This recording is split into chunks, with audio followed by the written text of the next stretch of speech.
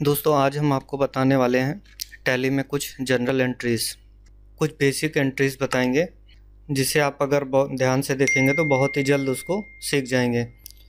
और अगर आप टैली में नए हैं और सीखने की इच्छा रख रहे हैं तो भी जो है आप इसे आसानी से सीख लेंगे।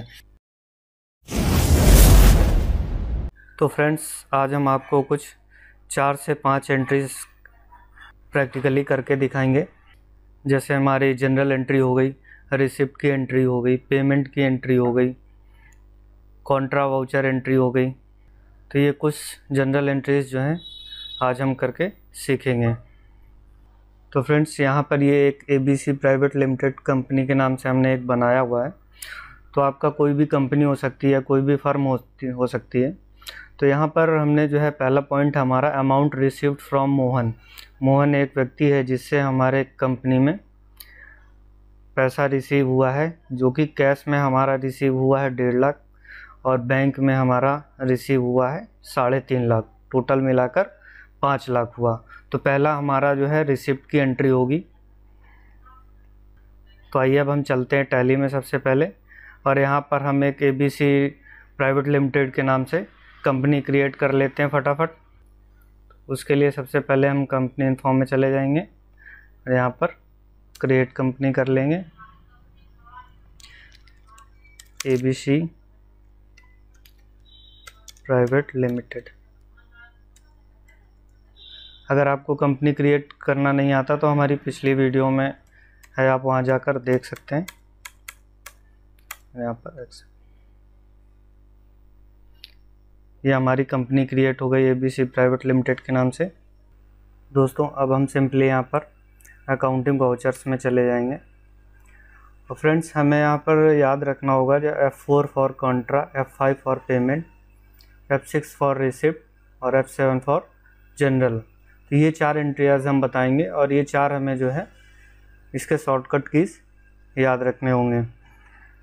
तो चलिए अब हम चलते हैं। पहला पॉइंट था हमारा, मोहन ने हमारी कंपनी में पेमेंट किया है, जो कि 1.5 लाख कैश है और 3.5 लाख बैंक से किया है।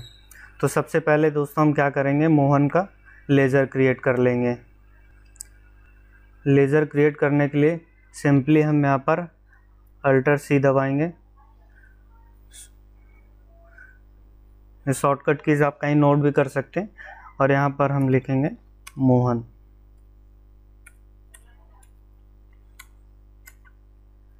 और मोहन से हमें पैसा रिसीव हो रहा है, तो ये हमारा जाएगा under the head sundry debtors.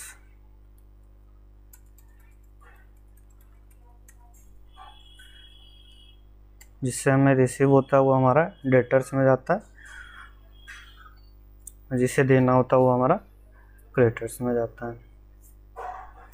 तो फ्रेंड्स यहाँ पर हमें टोटल 5 लाख मिले, तो हम यहाँ पर 5 लाख एंटर कर देंगे।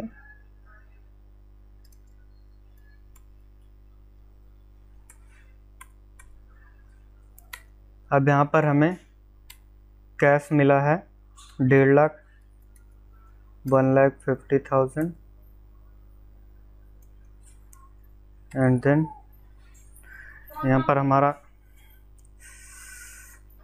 पर हमारा बैंक का लेज़र नहीं बना हुआ, तो हम सिंपली फिर से यहाँ पर Alt+C करेंगे और यहाँ पर हम अपने बैंक का नाम लिख देंगे। जैसे हमने लिख दिया यहाँ पर कोटक बैंक। ये हमारा अंडर द हेड हो जाएगा बैंक अकाउंट के। सिंपली यहाँ पर एंटर कर देंगे और ये हमारा 3.5 लाख रुपए बैंक में रिसीव हुआ। और यहाँ नरेशन डाल देंगे, being amount received from Mohan. यहाँ आप चाहे तो डाल सकते हैं cash 1.5 lakh and 3.5 lakh bank, और इसके बाद यहाँ पर एंटर करा देंगे। ये हो गई हमारी रिसिप्ट की एंट्री। ये हमारा पहला रिसिप्ट वाउचर की एंट्री हो गई। अब चलते हैं, सेकंड पॉइंट हमारा है पेड स्टेशनरी एक्सपेंस 3,500, 3,500। यानी हमने कोई भी स्टेशनरी आइटम ख़रीदा 3,500 का और उसको पेमेंट करना है, तो उसकी एंट्री हम अब करेंगे पेमेंट वाउचर पे। तो अब हम फिर से चलते हैं टैली पे, और यहाँ पर अब हम पेमेंट के लिए हमारा F5, तो हम यहाँ पर पेमेंट एंट्री पे आ जाते हैं। पेमेंट एंट्री में हम सिंपल यहाँ पर वेंडर का नाम आ जाएगा यहाँ पर, जिसको हमें पेमेंट करना है स्टेशनरी की शॉप में। तो हम अगर हमारा लेज़र बना तो ठीक, नहीं तो फिर हम अल्टर सी करेंगे यहाँ पर, और यहाँ पर हम वेंडर का नाम ले लेंगे। मान लेते हैं हम यहाँ पर कर देते हैं बुक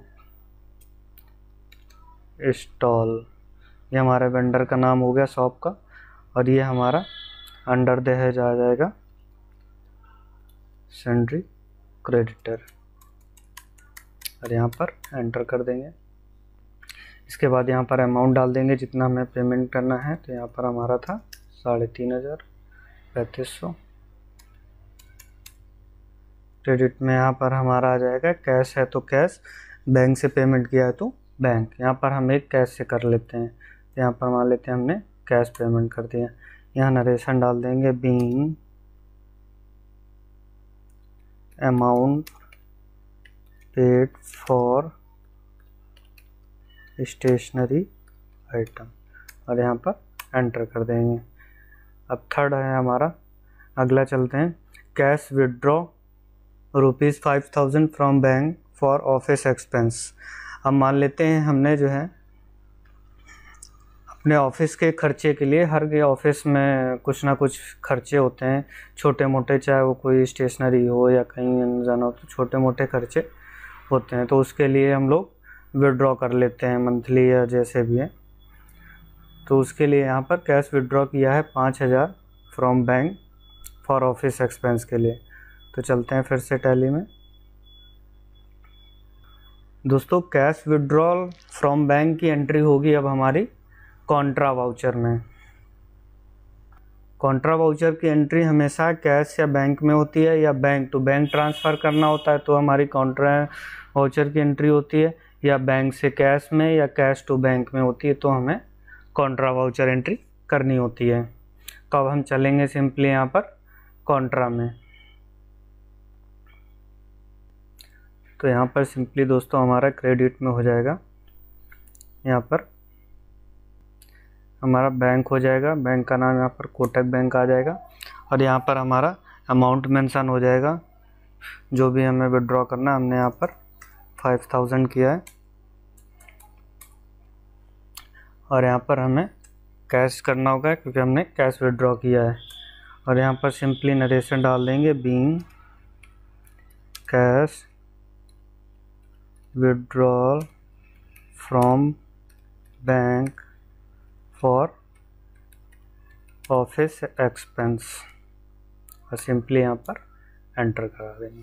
दोस्तों ये एंट्रीज हमें देखने के लिए सिंपली डिस्प्ले में जाना होगा, तो हमें यहाँ पर डी प्रेस कर देना होगा और डे बुक में जाएंगे हम। यहाँ पर जो भी एंट्रीज हमने की हैं वहाँ पर सारी एंट्री आपको दिख जाएंगी। जो अभी हमने लेटेस्ट एंट्री की है सबसे टॉप पे कॉन्ट्रा एंट्री, वो आप देख सकते हैं। यहाँ पर हमने कोटक बैंक से विड्रॉ किया कैश में 5,000। अब नेक्स्ट हमारा चलेंगे, अगला है दोस्तों, अगला चलने से पहले एक और बता दें आपको, कॉन्ट्रा एंट्री में ये तो हमने कैश विड्रॉ किया था बैंक से। अब मान लेते हैं हम बैंक टू बैंक ट्रांसफ़र करते हैं। मान लेते हैं हम दो बैंक हैं हमारे, कोटक बैंक है और एक हम कोई और मान लेते हैं पंजाब नेशनल बैंक है।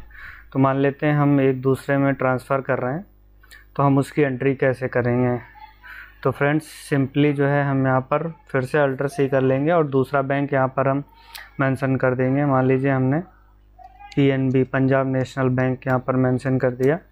अंडर द हेड आ जाएगा हमारे बैंक अकाउंट, और यहाँ पर एक्सेप्ट कर देंगे। यहाँ पर मान लेते हैं हम पंजाब नेशनल बैंक से ट्रांसफ़र कर रहे हैं कोटक बैंक में 10,000। तो यहाँ पर हम पंजाब नेशनल बैंक अमाउंट डाल देंगे 10,000, ट्रांसफ़र करेंगे किस में, हम कोटक बैंक में। यहाँ पर 10,000 डाल के यहाँ पर एक्सेप्ट करा देंगे।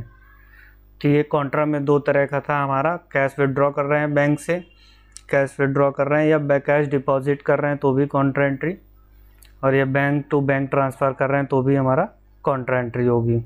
अब चलते हैं दोस्तों नेक्स्ट, लास्ट है हमारा बोरो स्टेशनरी आइटम वर्थ 3000। अब मान लेते हैं दोस्तों हमने जो है, हमारा एक वेंडर है जहाँ से हम हमेशा स्टेशनरी आइटम परचेज़ करते हैं और उसको हम बाद में पेमेंट करते रहते हैं। तो यहाँ पर हम मान लेते हैं उसने उधार आइटम लिया है 3000 का स्टेशनरी आइटम, तो अब हम उसकी एंट्री करते हैं। तो इसकी एंट्री अब हमारी होगी जनरल वाउचर में, यानी F7। तो हम जाएंगे जनरल वाउचर में, हमने उधार सामान खरीदा है। तो अब यहाँ पर दोस्तों हम सिंपली जो है अल्टर से करेंगे और यहाँ पर करेंगे परचेज अकाउंट, क्योंकि परचेज़ किया है तो परचेज, सेल किया है तो सेल अकाउंट। ये अंडर द हेड हमारा आ जाएगा परचेज अकाउंट। यहाँ पर अगर सेल होता तो सेल अकाउंट। यहाँ पर अगर आइटम का डिस्क्रिप्शन है तो आइटम डाल देंगे, वरना आप यहाँ पर डायरेक्ट अमाउंट भी टोटल डाल सकते हैं। तो मान लीजिए हमने 10,000 का उधार सामान लिया और यहाँ पर हमने उधार लिया है, ना तो कैश लिया है ना तो हमने बैंक से पेमेंट किया है, कुछ भी नहीं है, उधार लिया। तो यहाँ क्रेडिट में हमारा क्या आ जाएगा, पार्टी का नेम यानी वेंडर का नाम हमारा आ जाएगा जहाँ से हमने परचेज़ किया। यहाँ पर मान लेते हैं हमने अजय से ख़रीदा, तो यहाँ पर हम लेज़र क्रिएट कर लेंगे अजय, यहाँ हमारा हो जाएगा सन्ड्री क्रेडिटर और यहाँ पर एंटर करा देंगे। यहाँ पर नरेशन भी डाल सकते हैं, being amount book for stationery item. तो फ्रेंड्स ये था 4-5 एंट्रीज। आई होप आपको ये चारों पांचों एंट्री समझ में आ गई होंगी। हमारा ये रिसिप्ट एंट्री वाउचर समझ में आ गया होगा, पेमेंट एंट्री जो सेकंड था, कॉन्ट्रा वाउचर एंट्रीज और जनरल एंट्रीज। आई होप ये बेसिक एंट्रीज आप लोगों को समझ में आ गई होंगी। अगर इसमें अभी भी आपको कोई भी डाउट है तो आप कमेंट बॉक्स में कमेंट कर सकते हैं, आपको जो है इसका सॉल्यूशन ज़रूर मिलेगा। दोस्तों फिर से मिलेंगे एक नेक्स्ट वीडियो में, तब तक के लिए